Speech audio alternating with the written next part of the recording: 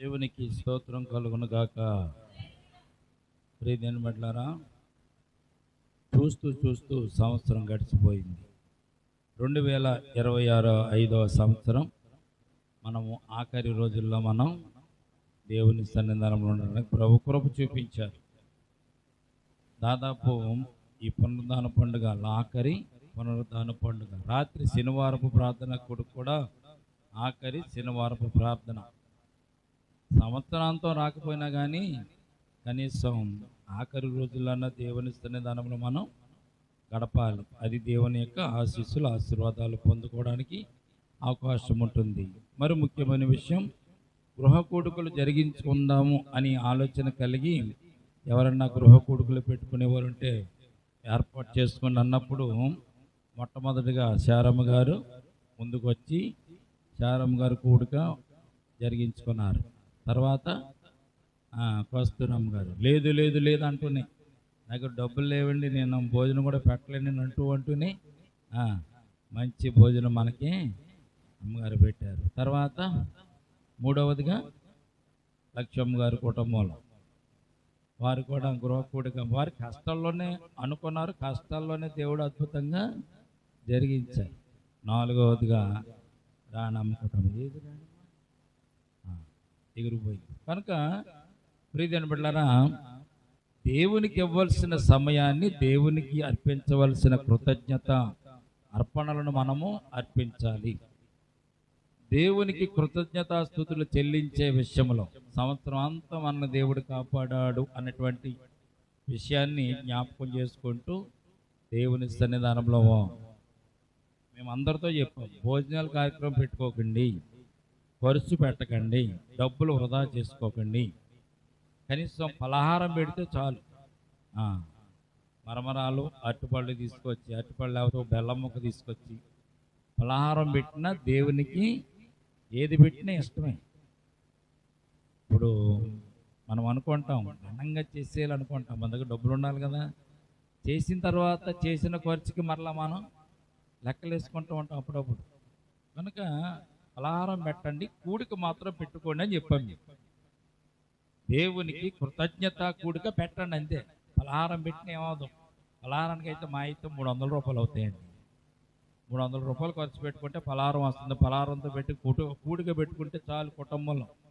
ఆ విషయం కూడా చెప్పాం. కానీ ప్రియదేని బిడ్డలారా, దేవుని సన్నిధానంలో మనం సంతోషించి ఆనందించడం కంటే గొప్ప మేలు ఇంకోటి ఏది కూడా లేదనే విషయాన్ని మీరు జ్ఞాపకం చేసుకోవాలి. కనుక దేవుడు అద్భుతంగా గృహ కూడుకులు జరిగించి వారి కుటుంబాల్లో దేవుని నామాన్ని వారు స్తుతించడానికి, దేవుని నామముల వారు గణపరచబడడానికి ప్రభు ఇచ్చిన కృపను బట్టి దేవునికి స్తోత్రాలు చెల్లించుకుంటూ మరి సమయమందు వాక్యం చదువుకొని ప్రార్థన చేసుకుని వాక్య భావనలోకి మనం ముందుకు వెళ్దామండి. మనము సమూయేలు గ్రంథం మొదటి అధ్యాయాన్ని మొదటి గ్రంథాన్ని మనం జ్ఞాపకం చదువుకుంటున్నాము. మొదటి అధ్యాయం అయినది, రెండవ అధ్యాయం కూడా మనము ముగించుకున్నాం. మూడో అధ్యాయంలోనికి మనం ప్రవేశిస్తున్నాం. మూడో అధ్యాయం మొదటి వచనం చదువుకుని ప్రార్థన చేసుకుని వాక్య భాగంలోకి వెళ్దామండి. చదువుదామా? బాలుడైన సమూయేలు ఏలి ఎదుట చాలండి యెహోవాకు పరిచర్య చేయుచుండెను. చాలండి, చిన్ని ప్రార్థన చేసుకుందాం. ప్రేమల తండ్రి, కృపగల దేవాంధ్రమన్నైనా మరి ఇంతవరకు పాటలు ఎందుకు తోడుకున్నారు, నీ బిడ్డల సాక్ష్యం ఇచ్చారు, వారి సాక్ష్యాలు కూడా మీరు విని ఉన్నారు. కనుకనైనా సాక్ష్యాలకు తగినటువంటి ఫలితాన్ని వారికి దయచేయండి. ఈ సంవత్సరం అంతా ప్రభా నీ బిడ్డలను కాచి కాపాడి భద్రపరిచారు. ఇదిగోనైనా ఈ పునరుద్ధాన పండుగ ఆఖరి పునరుద్ధాన పండుగ, మా ముందున్నటువంటి 3 రోజుల కాలాన్ని కూడా నీ బిడ్డలైన మమ్మల్ని అందరూ కూడా జ్ఞాపకం చేసుకుని దీవించండి. ఈ సమయం అంతా సర్దపడిన వాక్య భాగాన్ని విరిచి వడ్డించండి. నీ బిడ్డలమైన మా వినికుల్లో ప్రభా వాక్యం చేత మాతో మాట్లాడండి. కూడి వచ్చిన ప్రతి ఒక్క బిడ్డ వినగల చెవులు, గ్రహింపగల హృదయం, అంగీకరించే మనస్సు, ఆనందించే ఆత్మను దయచేయండి. నిలబడిన దాసును బరుగుపరచండి. నీ దాసుని ముఖాంతరంలోంచి మీరే మాట్లాడండి. నీ దాసుని అరికాలు మొదలుకొని నడినెత్తే వరకు కూడా మీ ఆత్మ స్వాధీనములో ఉంచుకోండి తండ్రి. ఒట్టివాడిని మట్టివాడినైనా ఈ సమయం అందనైనా ప్రభు మీరే నన్ను నిలబెట్టుకుని నా ద్వారాగా నా నోటికి మీరే బోరగా ఉండి మాట్లాడమని సమయాన్ని స్థలాన్ని మీ చేతులకు అప్పగించుకుంటూ యేసయ్య నామమును అడిగి వేడుకొంచున్నాము తండ్రి, ఆమేన్.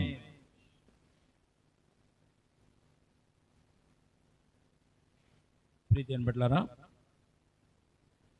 సమూయేలు మొదటి గ్రంథాన్ని మనం ధ్యానం చేసుకుంటూ వస్తున్నాం. మొదటి అధ్యాయంలో సమూయేలు గ్రంథంలో మొట్టమొదటి ఎల్కానాను చూస్తున్నాము, అన్నాను చూస్తున్నాము, పెనిన్నాను చూస్తున్నాము. వారు ఒక కుటుంబంగా ఉన్నారనే సత్యాన్ని మొదటి అధ్యాయంలో మనం జ్ఞాపకం చేసుకున్నాం. తర్వాత అన్నాకి పిల్లలు లేకపోతే పిల్లల కోసం అన్న శిలోహలో ఉన్నటువంటి దేవుని మందిరంలోకి వెళ్ళి ప్రార్థన చేసినటువంటి విధానాన్ని మనం జ్ఞాపకం చేసుకున్నాము. అన్న ప్రార్థించగానే దేవుడు ఆమెకు గర్భఫలమును తెరిచి కుమారుని దయచేసినట్టుగా కూడా మనం చూస్తున్నాం. నాకు కుమారుని ఇస్తే కనుక తండ్రి, ఆ కుమారుని నేను చక్కగా పెంచి తల మీద క్షౌరపు కత్తి పెట్టకుండా పెద్దవాడు చేసి నీ సన్నిధానానికి నీకే నేను బహుమతిగా అప్పగిచ్చేస్తానని ఇక్కడ అన్న ప్రార్థన చేస్తున్నప్పుడు అన్న ప్రార్థన ఆలకించి అన్నకు దేవుడు ఒక కుమారుని ఇచ్చిన సందర్భాన్ని రెండవ అధ్యాయంలో కూడా మనం జ్ఞాపకం చేసుకున్నాం. పిల్లవాడు పెరిగి పెద్దవాడైన తర్వాత పాలు విడిచిన తర్వాత అన్న శిలోహలో ఉన్నటువంటి మందిరానికి వెళ్ళి ఒక కోడి దూడను తీసుకుని వెళ్ళి ఆ అర్పణలు పట్టుకెళ్ళి దేవుని సన్నిధిని అర్పణలు అర్పించి ఏలీకి తన కుమారుడిని అప్పగించి, దేవుని సన్నిధానంలో నా కుమారుడిగా ఉంటాడు, ఇతడు నా కుమారుడు కాదు, దేవుని యొక్క బిడ్డ అని సమూయేలుని ఏలీ దగ్గర అన్న వదిలిపెట్టి వచ్చినట్టుగా పరిశుద్ధ గ్రంథంలో మనం చూడగలుగుతున్నాం. చిన్నవాడైనా కానీ సమూయేలు దేవుని సన్నిధానం ఉంటూ దేవునికి పరిచయం చేస్తున్నటువంటి విషయాన్ని జ్ఞాపకం చేసుకుంటున్నాం. ప్రియజనుల 3వ అధ్యాయం మొదటి వచనం మనం చదువుకున్నాం కదా. ఇక్కడ నుంచి మనం దేవుని యొక్క వృత్తాంతాన్ని, దేవుని యొక్క ఆ వాక్యాన్ని మనం ధ్యానం చేసుకోవడానికి ముందుకు వెళ్దాం. 3వ అధ్యాయంలో మొదటి వచనంలో బాలుడైన సమూయేలు ఏలీ ఎదుట యెహోవాకు పరిచర్య చేయుచుండెను. బాలుడైన సమూయేలు ఏలీ ఎదుట యెహోవాకు పరిచర్య చేయుచుండెను. దేవునికి పరిచర్య చేసేటటువంటి లక్షణం, గుణం అందరికీ ఉండదు. కానీ సమూయేలు ఏలీ దగ్గర దేవునికి పరిచర్య చేసేవాడుగా ఉన్నాడు. ఏలీ ఎవరు? ప్రవక్త, దేవుని యొక్క యాజకుడు ఏలీ. దేవునికి యాజకత్వం చేయగలిగినటువంటి వాళ్ళలో ఏలీ కూడా ఒక యాజకుడిగా ఉన్నాడు. ఆ ఏలీ దగ్గర సమూయేలు పెరుగుతున్న సందర్భం ఇక్కడ మనం చూస్తున్నాం. అయితే ఒకానొక దినాన దేవుడు సమూయేలును పిలవాలని ఆశపడ్డాడు. దేవుడు సమూయేలును పిలవాలని ఆశపడ్డాడు. సమూయేలుకు తను తాను పరిచయం చేసుకోవాలని దేవుడు ఇష్టపడి సమూయేలు దగ్గరికి వచ్చి సమూయేలును పిలుస్తున్నటువంటి పిలుపును ఇక్కడ మనం చూడగలుగుతాము. అప్పటికి దేవుని యొక్క వాక్కు ప్రత్యక్షడం చాలా అరుదుగా జరుగుతుంది. నిర్గమకాండంలో చూస్తే మోషేతో దేవుడు ఎల్లప్పుడూ మాట్లాడేవాడు. మోషే ఈ పని చేయొచ్చు, మోషే ఇలా నడవండి, మోషే ఇలాగ ప్రజలను ఆయత్తపరచు అని దేవుడు మోషేతో తరచుగా మాట్లాడి ఇశ్రాయేలు జనాంగాన్ని నడిపించినట్టుగా మనం చూస్తున్నాం. అయితే ఇక్కడ మాత్రం మనం చూస్తే ఈ 3వ అధ్యాయానికి వచ్చి సమూయేలు గ్రంథాన్ని చూసినప్పుడు ప్రియదేవుని బిడ్డలారా, దేవుని ప్రత్యక్షతలు జరగడం లేదు. దేవుడు అక్కడ ఉన్నటువంటి యాజకులతో మాట్లాడడం లేదు, ప్రజలతో మాట్లాడడం లేదు. ఏ విషయాన్ని దేవుడు చెప్పడం చాలా అరుదుగా జరుగుతుంది. అరుదుగా జరగడం అంటే అర్థమేంటో తెలిసింది, సంవత్సరాల తరబడి లేటుగా జరుగుతున్నంత విషయాన్ని పరిశుద్ధ గ్రంథం మనకి తెలియజేయబడుతుంది. చదువుదామా? బాలుడైన సమూయేలు ఏలీ ఎదుట యెహోవాకు పరిచర్య చేయుచుండెను. ఆ దినములలో యెహోవా వాక్కు ప్రత్యక్షమగుట అరుదు, ప్రత్యక్షము తరచుగా తటస్థించుట లేదు. దేవుని యొక్క మాట త్వరగా రావడం లేదు. ఆ కాలమందు ఏలీ కన్నులు మందదృష్టి గలవైనందున అతడు చూడలేక తన స్థలం మందు పండుకొని ఉండగా, ఏలీకు మరి ఈ యొక్క ఏలీ కూడా పరిచర్య చేసే విషయంలో చేస్తున్నాడు, కానీ కన్నులు కనపడడం లేదు. ఏలీకు ఉన్నటువంటి 2 కుమారులు పరిచర్య, దేవుని సన్నిధానంలో యాజకులుగా పరిచర్య చేస్తున్న సందర్భాన్ని గత 2వ అధ్యాయంలో మనం జ్ఞాపకం చేసుకున్నాం. ఏలీ కన్నులు మందదృష్టి గలవైనందు అతడు చూడలేక తన స్థలం మందు పండుకొని ఉండడం. 3వ వచనం చూడండి. దీపము ఆరిపోక మునుపు సమూయేలు దేవుని మందసమున్న యెహోవా మందిరములో పండుకొని ఉండగా. దీపం ఆరిపోక మునిపే బాలుడైన సమూయేలు, బాలుడంటే అప్పటికి 12 సంవత్సరాలు వచ్చేసినీళ్ళండి. సమూయేలుకి అప్పటికి 12 సంవత్సరాలు వచ్చింది. చిన్నపిల్లవాడే దేవుని సన్నిధానం ఉంటున్నాడు, ఏలీ దగ్గర ఉంటున్నాడు, దేవునికి పరిచర్య చేస్తున్నాడు. దీపము ఆరిపోక మునుపే అంటే చీకటి పడక మునుపు.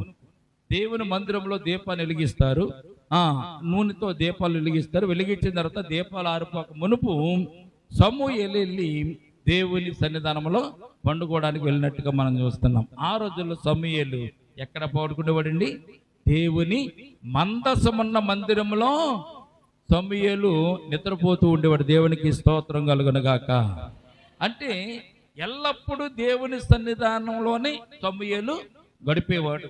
ఒకవేళ ఏదైనా పని ఉంటే బయటకు వచ్చి తన పని చూసుకుని మరలా దేవుని సన్నిధానంలోకి వెళ్ళి కూర్చుండేవాడు.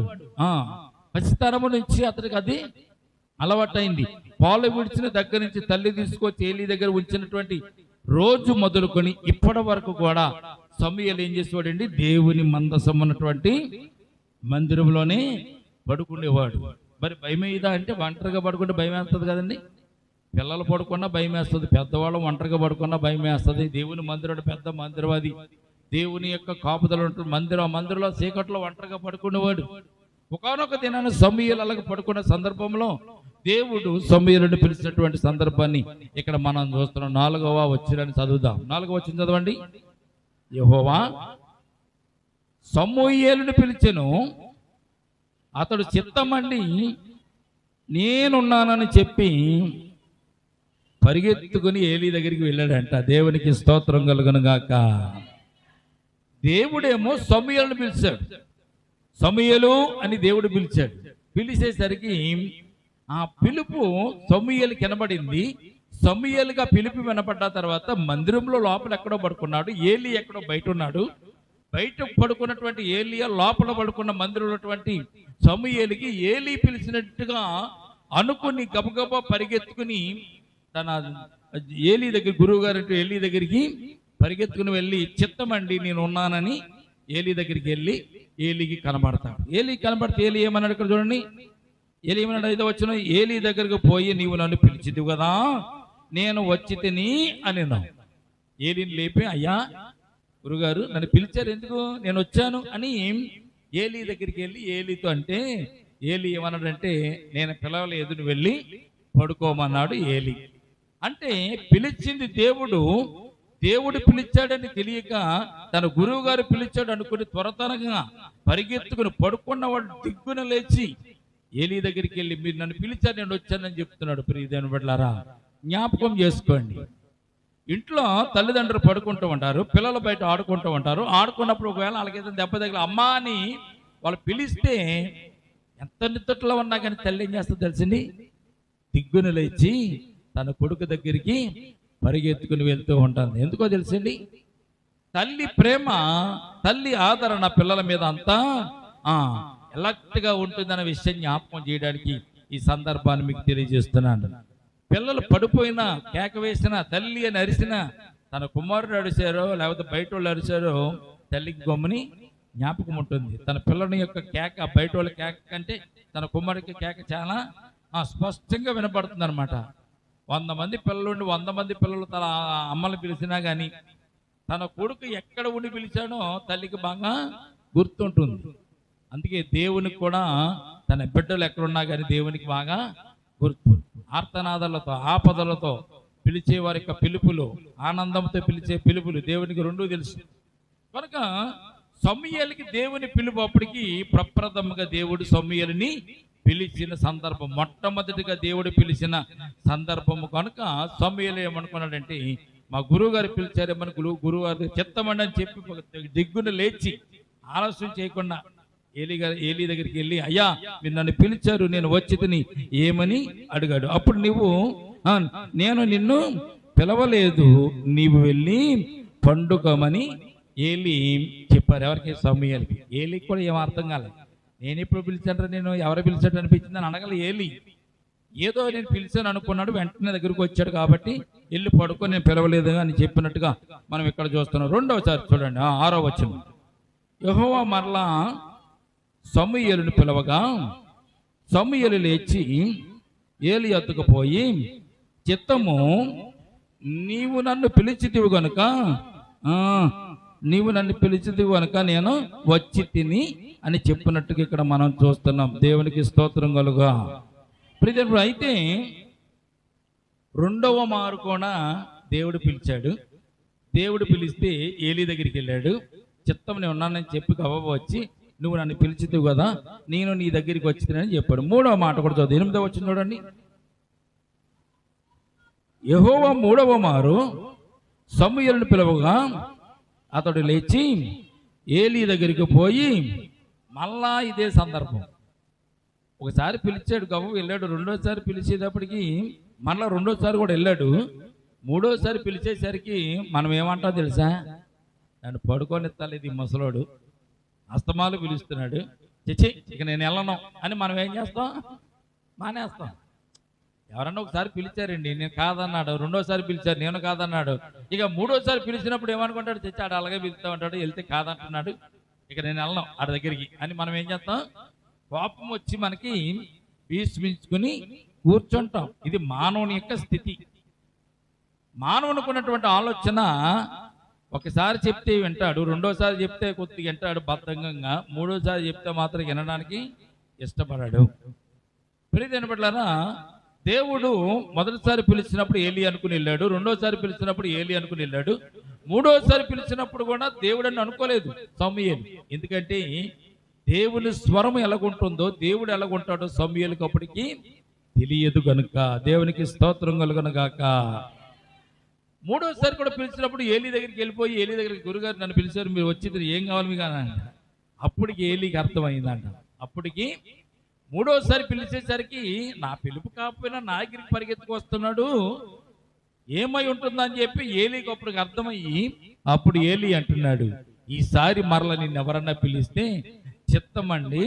ఏమన్నా చూడండి ఒకసారి, నీవు పోయి పండుకొమ్ము, ఎవరైనా నిన్ను పిలిచిన ఎడల యెహోవా నీ దాసుడు ఆలకించుచున్నాడు, ఆజ్ఞ నిమ్మని చెప్పుమని సమూయేలుతో అనగా, సమూయేలు పోయి తన స్థలమందు పండుకొనిను. దేవునికి స్తోత్రం కలుగునుగాక. ఏలీకి అర్థమైంది అప్పటికి, ఓహో నేను కాదు పిలిచింది, దేవుడు పిలిచాడు. ఎన్నిసార్లు పిలిచాడు? 3 పిలిచాడు. ఒక వ్యక్తి మీద మనకి అభిమానం ఉంటే ఎన్నిసార్లైనా పిలుస్తా, ఎన్నిసార్లైనా రమ్మంటాం. అభిమానం లేకపోతే ఒకసారి వచ్చినా కానీ మనం చిరాకు పడతాం. ప్రేమ లేకపోతే ఒకసారి వచ్చినా కానీ మనం విసుకుంటాం. ప్రేమ ఉండి అభిమానం ఉంటే ఎన్నిసార్లైనా మనం వారి దగ్గరికి వెళ్తాం, వారు మన దగ్గరికి వచ్చినా మనము ఒప్పుకుంటాం. దేవునికి కూడా అంతేనండి. దేవునికి తెలిసింది ఏమిటో తెలిసింది, ఎదుటి వారిని ప్రేమించడం, ఎదుటి వారిని కనపరచడం. సమూయేలు విషయంలో దేవుడు ఒక నిర్ణయం కలిగి ఉన్నాడు. దేవుడు ఏటా నిర్ణయం? సమూయేలు తన దగ్గర సేవ చేయాలి, తనకి యాజకుడిగా ఉండాలి అని దేవుడు కోరుకున్నాడు. కోరుకున్నందుకు 2వ అధ్యాయంలో దేవుడు చెప్తాడు, ఎవరితోనూ ఒక దాసుని పంపించి ఏలీతో చెప్తాడు. ఏలీకి ఇచ్చినటువంటి వాక్కులోను ఆజ్ఞలోను ఏమన్నట్టు తెలుసా? నిన్ను తప్పించి నీకంటే శ్రేష్టమైన వాడిని యాజకుడిగా దేవుడు నిర్ణయించుకుంటాడు. అతని దగ్గరికి వెళ్ళి నీవు నీ పనివారిలో ఒక పనివారు నన్ను పెట్టుకుని నాకు రొట్టె ముక్క ఇచ్చేలాగా దయచేయమని అడుగుతావు. అంత దీనమైన స్థితిలోకి నువ్వు వెళ్ళిపోతావు. కారణం ఏంటో తెలుసా? ఏలీ, నీవు దేవుని మాట వినలేదు, సరికదా పక్కన పెడితే నీ బిడ్డలు కూడా దేవుని మాట వినటం లేదని నీ చెవికి వినబడినప్పుడు కూడా నీవు వారి తప్పులు నీవు సరి చేయలేదు కనుక దేవుడు నీ పిల్లలను కూడా మరణింపజేస్తాడు. నీ పిల్లలు కూడా చనిపోతారు. వృద్ధాప్యం కలిగి వారు ఎవరు కూడా నీ కుటుంబంలో ఉండరు అని దేవుడు 2వ అధ్యాయంలో తెలియజేస్తాడు. అంటే దేవునికి యాజకుడిగా ఎవరిని ఏర్పాటు చేసుకోవాలనుకుంటున్నాడు దేవుడు? దేవునికి యాజకునిగా మరి సమూయేలుని ఏర్పాటు చేసుకోవాలని దేవుడు కోరుకుంటున్నాడు. కనుకని ఏలీకి అర్థమైంది, దేవుడు సమూయేలును పిలుస్తున్నాడు అని. సమూయేలు మరల వెళ్ళి పడుకున్నాడు. పడుకున్న తర్వాత ఇక్కడ చూడండి 10వ వచనం చూద్దాం ఒకసారి. తరువాత దేవుడు యెహోవా ప్రత్యక్షమై నిలిచి ఆ రీతిగా సమూయేలు అని పిలవగా, సమూయేలు అంటున్నాడు, నీ దాసుడు ఆలకించుతున్నాడు, ఆజ్ఞ ఇమ్మనెను. దేవునికి స్తోత్రం కలుగును గాక. 3 సార్లు పిలిచినప్పుడు ఏలీ అనుకుని వెళ్ళారు. ఏలీని కాదన్న తర్వాత లోపలికి వచ్చి పడుకున్నాడు. 4వసారి పిలిచేసరికి ఏలీ చెప్పాడు కదా ఇలాగని, ఇలాగనమనని. ఏలీ ఏదైతే చెప్పాడు, ఏలీ చెప్పమన్న రీతిగానే 10వ వచనంలో వెంటనే దేవుడు ప్రత్యక్షమయ్యాడంట. దేవునికి స్తోత్రం కలుగును గాక. సమూయేలుకి దేవుడు ప్రత్యక్షమై అని రాయబడి ఉంటుంది చూడండి. తర్వాత యెహోవా ప్రత్యక్షమై నిలిచి ఆ రీతిగా సమూయేలుని పిలవగా, సమూయేలు నీ దాసుడు ఆలకించుతున్నాడు, ఆజ్ఞ ఇమ్మనెను. వెంటనే సమూయేలుకి అర్థమైంది, నన్ను దేవుడు పిలుస్తున్నాడు. మా గురువు గారు చెప్పారు కాబట్టి ఈ స్వరము మనుషుల స్వరము కాదు, మనుషుల స్వరం అనుకున్నాను, ఇది దేవుని యొక్క స్వరము అని చెప్పి చిత్తమండి నీ దాసుడు ఆలకించుచున్నాడు, ఆజ్ఞ ఇమ్మన్నప్పుడు దేవుడు సమూయేలుతో మాట్లాడుతున్నట్టుగా ఇక్కడ మనం చూస్తున్నాం. దేవునికి స్తోత్రం కలుగును గాక. దేవునితో మాట్లాడగలిగేటువంటి అదృష్టం, దేవుడు మాట్లాడగలిగేటువంటి అదృష్టం మనుషులలో చాలా మందికి దొరకదు. మనం అనుకుంటాం దేవునితో మాట్లాడితే ఎంత భాగ్యము, దేవుడు నాతో మాట్లాడితే నేను దేవునితో మాట్లాడితే ఎంత బాగుండును అనుకుంటాం. కానీ అటువంటి జీవితం మనకు జీవితాల్లో ఉండదు, అటువంటి బ్రతుకు ఉండదు మన జీవితంలో. మన జీవితంలో ఎప్పుడు కూడా న్యాయాన్ని కానీ ధర్మాన్ని కానీ మనము దేవునికి ఇష్టమైన క్రియలు కానీ మనం చేయడం లేదు కనుక దేవుడు మనతో మాట్లాడడానికి అయినా ఇష్టపడడు. దేవుడు మనతో మాట్లాడాలని ఎప్పుడూ చూస్తూనే ఉంటాడు. ఆ అవకాశాన్ని దేవునికి మనం ఇవ్వడం లేదంటే, దేవునికి అవకాశము ఇవ్వడం లేదు. సమూయేలు ఎక్కడుంటే దేవుడు మాట్లాడాడు సమూయేలుతోనూ. సమూయేలు దేవుని మందిరంలో ఉన్నాడు, దేవుని చెంత ఉన్నాడు, దేవునితో సహవాసం చేస్తున్నాడు, దేవునికి పరిచయం చేస్తున్నాడు. ఈ రోజున దేవునికి పరిచయం చేసేవాళ్ళు చాలా మంది తక్కువైపోయారండి. దేవుని కార్యక్రమాల్లో పాలు పంపులు పొందేవాళ్ళు కూడా చాలా తక్కువైపోయారు. కనుక సమూయేలును దేవుడు పిలవడానికి, దేవుడు చూడడానికి, దర్శించడానికి కారణం ఏంటంటే సమూయేలు జీవితం దేవుని సన్నిధానంలోని గడుపుతున్నాడు కనుక దేవునికి స్తోత్రం కలుగును గాక. కనుక దేవుడు ప్రత్యక్షమై సమూయేలుకు ఒక విషయాన్ని తెలియజేస్తున్నాడు. ఏ విషయం? ఏలి యొక్క కుటుంబంలో ఉన్నటువంటి సమస్యల గురించి, ఏలి కుమారుడు చేస్తున్న పాపం గురించి, వారికి వచ్చేటటువంటి ఆపదల గురించి దేవుడు ఏలీతోనే మాట్లాడాలి యాజకుడు కనుక. కానీ బాలుడైన సమూయేలుతో దేవుడు మాట్లాడుతూ వారి జీవితంలో జరగబోయేటువంటి ప్రణాళికను దేవుడు సమూయేలుకి వివరిస్తున్నట్టుగా పరిశుద్ధ గ్రంథంలో మనం చూడగలుగుతున్నాం. మన జీవితాల గురించి మనకు చెప్తాడు దేవుడు, మన బ్రతుకుని గురించి దేవుడు మనకు తెలియజేస్తాడు. దేవునికి ఇష్టమైన జీవితం, ఇష్టమైన భక్తి కనుక మనం చేయగలిగితే ప్రియమైన బిడ్డలారా, అటువంటి భక్తిని మనం చేస్తున్నప్పుడు దేవుడు మనతో కూడా ఆయన మాట్లాడతాడు. మాట్లాడడు అని మీరు అనుకోవద్దు. దేవుడు తన దూతలను పంపించి ఆయన మనతో మాట్లాడతాడు. ఆయన మాట్లాడితే మనకు చాలా ఆనందంగా ఉంటుంది, సంతోషంగా ఉంటుంది ప్రియమైన బిడ్డలారా. కనుక ఆయన మాట్లాడాలని మనం ఎప్పుడైనా కోరుకుంటే ఆయన మనతో మాట్లాడడానికి ఇష్టపడుతూ ఉంటాడు. మనం కోరుకోమంతే, ప్రార్థన అయిన వెంటనే తుర్రుమని ఇంటికి వెళ్ళిపోతాం అంతే. ఒక్క నిమిషం మా అందరిలో ఉన్నాం. ఏమండి ఈ వారం ఏదైనా పని చేయాలంటారా? మమ్మల్ని జనవరి 1 వస్తుంది, ఏమైనా కార్యక్రమాలు చేయాలా, ఏమైనా అంటించి ఉన్నాయా, ఏమైనా తరిగిచ్చి ఉన్నాయా అని ఎప్పుడైనా మీరు మందిరం గురించి ఎప్పుడైనా ఆలోచన చేశారా? మాకు మేమే చేసుకోవాలి, మాకు మేమే బాధపడాలి. దేవుని పరిచర్య చేయడంలో దేవుడు వారికి సహాయం చేస్తాడు, వారిని ఆశీర్వదిస్తాడు. చాలా సంఘాల్లో సంఘ బిడ్డలే చేస్తూ ఉంటారు. మనలో చేసేవాళ్ళు లేరు కాబట్టి మనం కూడా దాని గురించి కూడా పట్టించుకోవడం లేదు. నా పిల్లలు పెద్దవాళ్ళు అయ్యారు కనుక, నా బిడ్డలు పెద్దవాళ్ళు అయ్యారు కనుక వారి ఈ కార్యక్రమాలన్నీ చేసుకుంటారు. సహాయం చేయాలనుకున్న వారు చేయండి. కనుక చాలా పనులు ఉంటాయి. జనవరి 1 కార్యక్రమం అంటే చాలా పనులు ఉంటాయి. వంటల విషయంలో చాలామంది వంటలకు సహాయం చేస్తున్నారు, అలాగే పనిపాట్లలో సహాయం చేస్తున్నారు. కనుక దేవుని సన్నిధానం, దేవునితో గడపడమే గొప్ప భాగ్యం.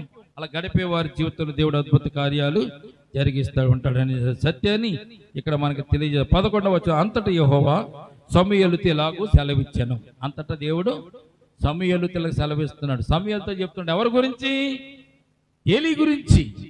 ఏలీ గురించి సమూయేలుతో చెప్పడం అంటే, సమూయేలు చిన్నవాడు కదా, ఆయన దేవుని చిత్తాన్ని ఎరిగి నడవడానికి ఇష్టపడినటువంటి సమూయేలుతో దేవుడు మాట్లాడుతున్నాడు. 11వ వచనం, అంతటా యెహోవా సమూయేలుతో ఇలాగూ సెలవిచ్చాను, ఇశ్రాయేలీయులు నేను ఒక కార్యము చేయబోతున్నాను, దానిని వినువారి అందరి చెవులు గింగురుమనును. ఇశ్రాయేలీయులు నేను ఒక గొప్ప కార్యాన్ని చేయబోతున్నాను. ఎవరితో చెప్తున్నాడు? సమూయేలుతో దేవుడు చెప్తున్నాడు. గొప్ప కార్యము చేయబోతున్నానని దేవుడే స్వయంగా సమూయేలుతో చెప్తున్నాడు. సమూయేలు తెలుసుకోలేదు, సమూయేలుకి అవసరం లేదు. సమూయేలు ప్రభువా ఇశ్రాయేలు ఏమైనా కార్యాలు చేస్తున్నావా నాకు తెలియజేయి అనలేదు.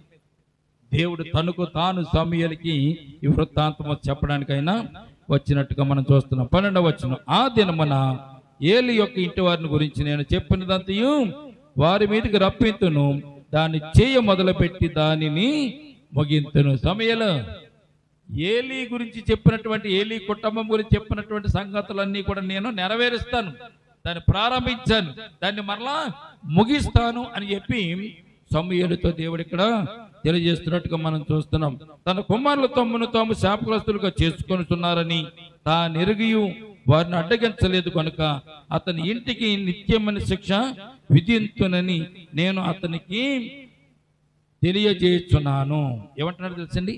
తన కుమారులు తప్పు చేశారని, పాపం చేశారని ఏలీ చెవిన పడ్డా గాని, ఏలీ చెవికి వినపడినా గాని ఏలియ వారిని వారించలేదు కాబట్టి వారి మీదకి నేను దోష శిక్ష నేను పంపిస్తున్నాను. 14 వచ్చును. కాబట్టి ఏలి ఇంటి వారి దోషమునకు బలి చేతనైనను నైవేద్యం చేతనైనను ఎన్నటికి ప్రాయశ్చిత్తము చేయబడదని నేను ప్రమాణపూర్వకముగా ఆజ్ఞాపించితని. ఎవరికి ఆజ్ఞాపించాడు? దూతలకు చెప్పేశాడు. ఆల్రెడీ దూతలకు ఆజ్ఞ ఇచ్చాడు. ఏలీ కుటుంబం అంతా కూడా నాశనం అయిపోలే. ఏలీ కుటుంబం అంతా శాపంతో నిండిపోయింది కనుక ఆ శాపం, ఆ పాపం ఇశ్రాయేలీల మీద ఉండకుండా వారిని నిర్మూలం చేస్తానని దేవుడు ఆజ్ఞ ఇచ్చి దేవదూతలకు ఆజ్ఞ ఇచ్చినట్టుగా మనం చూస్తున్నాం. ఎన్నటికి ప్రాయశ్చిత్తం చేయబడదు. ఎలాగా? బలి చేతనైనను నైవేద్యం చేతనైనను ఎన్నటికి ఏలీ కుటుంబం మీద ఉన్న పాపము ప్రాయశ్చిత్తము చేయబడదు. చేయలేరు వాళ్ళకి. అంతే. వారు బలి చేత నైవేద్యం చేత పాపాన్ని పోగొట్టుకోలేరు. అంటే దేవుడు కనికరించాలంటే కనికరిస్తాడండి. ఎంత చెప్పినా విన్నప్పుడు, తెలిసి కూడా నువ్వు తప్పుని సరిచేయనప్పుడు, అంటే కొన్ని కుటుంబాల్లో పిల్లలు తప్పు చేస్తూ ఉంటారు. కొన్ని కుటుంబాల్లో పిల్లలు తప్పు చేస్తున్నప్పుడు, ఆ పిల్లలు తప్పు చేస్తున్నప్పుడు తప్పుని ఖండించాలి మనం. అంతే. దానిని సమర్థించకూడదు. అది తప్పు అని నీకు తెలిసినప్పుడు ఆ తప్పును నువ్వు ఖండించకుండా దాన్ని కనుక నువ్వు ప్రోత్సహించవనుకో నిత్య శిక్షణ దేవుడు ఆ కుటుంబం మీదకి రప్పిస్తానని దేవుడు ఇక్కడ తెలియజేస్తున్నాడు. నీకు తెలిసినప్పుడు దాన్ని సరిచేయాలి, సరిదిద్దాలి. సరిదిద్ది చేయకుండా నీవు ఆపగలగాలి. ఏలి చావకుడే, దైవజనుడే, కానీ తన బిడ్డలు చేస్తున్న తప్పుని సమర్థించాడు కానీ దానిని తిరస్కరించలేదు. దాని నుంచి వారిని తప్పించలేదు కనుక వారి మీదకి శాపం వచ్చినట్టుగా మనం చూస్తున్నాం. ఒకవేళ మనం పాపం చేస్తే, ఆ రోజుల్లో ఇశ్రాయేలు జనాంగంలో ఎవరన్నా పాపం చేస్తే, తప్పు చేస్తే ఏం చేసేవారు? బలి అర్పించి, నైవేద్యం అర్పించి ఆ పాపం నుంచి విడుదల వారు పొందుకునేవారు. దేవుడు చెప్తున్నాడు, ఏలీ కుమారుడు చేసిన పాపము నా సన్నిధానంలో చేశారు.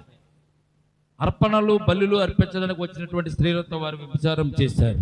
నైవేద్య విషయంలో కూడా వారు పొరపాటు చేశారు. దేవునికి అర్పించవలసింది అర్పించకుండా ముందుగానే వారు కావాలని దెబ్బలాడి మరీ తీసుకునేవారు. 2వ అధ్యాయం అంతా కూడా అదే ఉంటుంది. కనుక నా సన్నిధానంలో వారి అంతము వచ్చి ఉన్నది కనుక నేను ప్రమాణం చేస్తున్నాను, ఎన్నటికి నైవేద్యం చేతనైనను బలి చేతనైనను వారికి ప్రాయశ్చిత్తము చేయబడదు అని దేవుడు ఇక్కడ ఎవరితో చెప్తున్నాడో తెలిసింది? సమూయేలుతో దేవుడు ఇక్కడ చెప్తున్నాడు అనమాట. ప్రియమైన బిడ్డలారా, కనుక తరువాత 15వ వచనం, తర్వాత సమూయేలు ఉదయం వరకు పండుకొని లేచి యెహోవా మందిరపు తలుపులను తీసిన గాని భయపడి తనకు కలిగిన దర్శనం సంగతి ఏలీతో చెప్పకపోయెను. ఇదేంటి, నా గురువు గారికి వచ్చిన శాపాన్ని నానుడితో చెప్తే ఏం బాగుంటుంది? గురువుగారు ఏమైనా అనొచ్చు, గురువుగారు ఏమైనా నన్ను శిక్షించవచ్చు, గురువుగారు ఏదైనా నన్ను కొట్టవచ్చు అని భయపడి ఏలీతో చెప్పకుండా తలుపులు తీసుకున్నాడు. బయటకు వచ్చాడు. బయటకు వచ్చి తన పనులు తాను చేసుకుంటుంటే ఏలీకి అర్థమైంది. ఏలీకి రాత్రే అర్థమైంది. దేవుడు సమూయేలును పిలిచాడు. సమూయేలుతో ఏదో మాట్లాడాడు దేవుడు. కనుక ఉదయం సమూయేలు లేచిన తర్వాత సమూయేలు నేను అడగాలి అనుకుని ఏలి ఆతృతతో తహతహలాడుతూ ఎప్పుడు తెల్లారుతుందా, ఎప్పుడు సమూయేలు బయటకు వస్తాడా, సమూయేలుతో ఎప్పుడు నేను మాట్లాడి దేవుడు చెప్పిన విషయాలు ఏంటో కనుగొనాలని ఏలి ఆతృత రాత్రి నిద్ర పట్టకపోవచ్చు కూడా. ఎందుకంటే నాతో దేవుడు మాట్లాడడం మానేసి సమూయేలుతో మాట్లాడుతున్నాడంటే సమూయేలుకి దేవుడు ఏదో ఒక రహస్యం చెప్పే ఉంటాడు. కనుక నేను సమూయేలుని అడగాలని ఏలి ఎదురు చూస్తున్నట్టుగా మనం చూస్తున్నాం. 15 లేచి యెహోవా మందిరపు తలుపులు తీసిన కానీ సమూయేలు భయపడి తొదకు తనకు కలిగిన దర్శనం సంగతి ఏలీతో చెప్పకపోయాను. 16వ వచనం, అయితే ఏలి సమూయేలు నా కుమారుడా అని సమూయేలును పిలవగా అతడు చిత్తము నేను ఇక్కడున్నాను అన్నాడు. ఏలి పిలిచినప్పుడు కూడా చిత్తము నేను ఎక్కడున్నానని సమూయేలు చెప్తున్నాడు. అప్పుడు 17వ వచనం చూడండి, ఏలి దేవుడు ఏం సెలవిచ్చినో మరుగు చేయక దయచేసి నాతో చెప్పుము అంటే చిన్న మాట. ఇక్కడ ఏలీకి ఉన్నటువంటి ఆలోచన ఏంటి? దేవుడు నాతో మాట్లాడేవాడు నాతో మాట్లాడతాం మానేశాడు. ఇప్పుడు నీతో దేవుడు మాట్లాడాడు కాబట్టి దేవుడు నా గురించిగా నా కుటుంబం గురించిగా ఏమని చెప్పానా, దేవుడు నీతో ఏం మాట్లాడాలో మాట్లాడిన ప్రతి విషయాన్ని కూడా మరుగు చేయక నాతో చెప్పుము. ఆయన నీతో సెలవిచ్చిన సంగతులలో ఏదైనా నీవు మరుగు చేసిన ఎడలా అంతకంటే అధికమైన కీడు ఆయన నీకు కలుగు చేయను కాక అని ప్రమాణం చేసేసాడు ఏలి. నీవు గనక చెప్పలేదనుకోండి, అంతకంటే ఎక్కువ కీడు నీ మీదకి వస్తుందని ప్రమాణం నీ మీద ఒట్టు. నువ్వు చెప్తేనే కానీ కుదరదని ఏలి సమూయేలుతో బలవంతం చేసి సమూయేలుతో దేవుడు మాట్లాడిన మాటల గురించి అడగడం మొదలు పెట్టాడు. ప్రియమైన బిడ్డలారా, 18వ వచనం, సమూయేలు దేనిని మరుగు చేయక సంగతి అంతే అతనికి తెలియజెప్పాను. ఏలి విని సెలవిచ్చిన వాడు యెహోవా తన దృష్టికి అనుకూలమైన దానిని ఆయన చేయనుగాక. నేను దేవునికి స్తోత్రం కలుగునుగాక. ఏమన్నాడు తెలుసండి? ఏలి విన్నాడు, దేవుడు నీ కుటుంబం మీదకి శాపం తెప్పించబోతున్నాడు. నీ కుమారుల చెడుతనమో పాపం నీ దగ్గరికి వచ్చినా కానీ నువ్వు చెవికి పడ్డా కానీ నీవు వారిని వారించలేదు కనుక నీ కుటుంబానికి దేవుడు కీడు చేయని ఉద్దేశించాడు. అది మొదలు పెట్టాడు, దాన్ని పూర్తి చేస్తానని దేవుడు నాతో చెప్పాడని సమూయేలు రాత్రి దేవుడు మాట్లాడిన విషయాలని చెప్పినప్పుడు ఏలి పాపపడలేదు. ఎవరన్నా మనల్ని అంటే నువ్వు తప్పు చేస్తున్నావయ్యా దేవుడు నాకు చూపించాడని అన్నావు అనుకోండి, నేను తప్పు చేస్తున్నట్టు దేవుడు నీకు చూపించాడని చెప్పి ఎదురు దెబ్బలాడతారు మనల్ని. దేవుడు ఒకవేళ మనకి దర్శనం ఇచ్చి ప్రవచనం ఇచ్చి మాట్లాడారు అనుకోండి, వీళ్ళు చాలా గొప్ప ప్రవక్తలండి, వీళ్ళకే తెలుసు దేవుడి గురించి, ఎవరికైనా తెలుసు అని మనం ఏం చేస్తాం? వారిని వ్యతిరేకిస్తాం, వారి మాట మనం నమ్మం. ఏలీ కొన్ని శ్రేష్టమైన లక్షణం అంటే తెలిసింది. రాత్రి దేవుడు నీతో మాట్లాడాడు, మాట్లాడిన విషయం నాతో చెప్పమని సమూయేలుతో చెప్పినప్పుడు సమూయేలు చెప్పిన మాటలు ఏలీ అంగీకరించాడు. దేవునికి స్తోత్రం కలుగునుగాక. ఏలీ అంగీకరించాడు. ఏలీ చెప్పిన వాడు దేవుడు ఏమంటున్నాడు తెలుసు? చాలా చక్కని మాట చెప్తున్నాడు ఇక్కడ. ఏమని చెప్తున్నాడండి? కలుగు చేయని చెప్పుకో, సమూయేలు దేనిని మరుగు సంగతి అంతయు అతను తెలియజెప్పినప్పుడు ఏలీ విని సెలవిచ్చిన వాడు యెహోవా తన దృష్టికి అనుకూలమైన దానిని ఆయన చేయునుగాక అని ఆయన దేవునికి ఓటేస్తాడు. దేవునికి స్తోత్రం కలుగునుగాక. దేవుడు సెలవిచ్చాడు, అలాగే జరుగునుగాక అన్నాడంతే. నేను తప్పుతో చేశాను, నా పిల్లలు తప్పు చేశారు, పాపం చేశారు, దేవుడు తీర్చే తీర్పుకు మేము తల వంచక తప్పదు అని ఏలీ అక్కడ అనుకుంటున్నట్టుగా మనం చూస్తున్నాం. 19వ వచనం, సమూయేలు పెద్దవాడు కాగా యెహోవా అతనికి తోడై ఉన్నందున అతని మాటలలో ఏదియూ తప్పిపోలేదు. దేవునికి స్తోత్రం కలుగునుగాక. దేవుడు సమూయేలుని దర్శించడం మొదలుపెట్టాడు. దేవుడు సమూయేలుకి అన్ని విషయాలు చెప్పడం మొదలుపెట్టారు. చెప్పడం మొదలుపెట్టిన తర్వాత చుట్టుపక్కల వారందరూ కూడా సమూయేలు దగ్గరకు వచ్చి ప్రవచనాలు చెప్పించుకుని వెళ్తున్నారు. నా గురించి దేవుడిని అడగండి, మా కుటుంబం గురించి దేవుడిని అడగండి, మా బ్రతుకు గురించి దేవుడిని అడగండి, మా పరిస్థితులు ఎలాగొన్నా మేము తప్పించబడతామా తప్పించబడమా ఈ విషయాలు దేవుడిని అడిగి చెప్పండి అన్నప్పుడు సమూయేలు చెప్పే ప్రతి మాట కూడా దేవుడిని అడిగి చెప్పేవాడు కనుక ఆ మాటల్లో ఏ మాట కూడా తప్పిపోలేదు అనేటువంటి విషయాన్ని దేవుడు ఇక్కడ తెలియజేస్తున్నారు. 20వ వచనం, కాబట్టి చదవండి 20వ వచనం. కాబట్టి సమూయేలు యెహోవాకు ప్రవక్తగా స్థిరపడనని దాను మొదలుకొని బెయేర్షెబా వరకు ఇశ్రాయేలీయులందరూ తెలుసుకొనిరి. ఎవరిని ఏర్పాటు చేస్తున్నాడు దేవుడు ప్రవక్తగా? సమూయేలుని ప్రవక్తగా ఏర్పాటు చేస్తున్నాడు. అందరికి తెలిసిన బెయేర్షెబా నుండి చూడండి, ఎక్కడి నుంచి అండి, దాను మొదలుకొని బెయేర్షెబా వరకు కూడా ప్రాంతాలన్నీ కూడా చుట్టుపక్కల ప్రాంతాలన్నీ కూడా అందరికి అర్థమైంది ఏమని? దేవుడు సమూయేలుని దర్శిస్తున్నాడు. సమూయేలుని ప్రవక్తగా దేవుడు స్థిరపరచాడని సమూయేలు మాటలను బట్టి, దేవుడు సమూయేలుతో మాట్లాడుతున్న మాటలను బట్టి, ఆయన చెప్పిన మాటలు ఏది తప్పిపోకుండా చూసి ఇది దేవుని యొక్క మాట తప్ప మరొక మాట కాదు, సమూయేలు దేవుని ప్రవక్త అని వారందరూ కూడా గుర్తించినట్టుగా మనం చూస్తున్నాం. 21వ వచనం, మరియు షిలోహులో యెహోవా మరల దర్శనమిచ్చుచుండెను. షిలోహులో యెహోవా వాక్కు చేత సమూయేలునకు ప్రత్యక్షమగుచు వచ్చెను. సమూయేలు మాట ఇశ్రాయేలీయులందరిలో వెల్లడి అయిను. సమూయేలు అనేటువంటి మాట, ప్రవక్తగా ఉన్నటువంటి మాట ఇశ్రాయేలు అందరిలో కూడా వెల్లడయ్యి దేశమంతా కూడా మారుమోగిపోతున్నట్టుగా మనం చూస్తున్నాం. ప్రియమైన బిడ్డలారా, ఈ ఘనత దేవుడు సమూయేలుకు స్వయంగా ఇచ్చాడు. దేవునికి స్తోత్రం కలుగునుగాక. సమూయేలు జన్మ ఎటువంటి జన్మ అండి? వరపుత్రుడు అనాలి. సమూయేలుని వరపుత్రుడు అనాలి. మోషేను కూడా వరపుత్రుడే అనాలి. ఎందుకంటే మోషేను ఇశ్రాయేలు జనాంగాన్ని విడిపించడానికి, తప్పించడానికి దేవుడు మోషేను పుట్టించాడు కనుక కష్టకాలంలో పుట్టినా కానీ దేవుడు మోషేను అంచెలంచెలుగా పెంచి పెద్ద చేశాడు. సమూయేలు కూడా వరపుత్రుడే.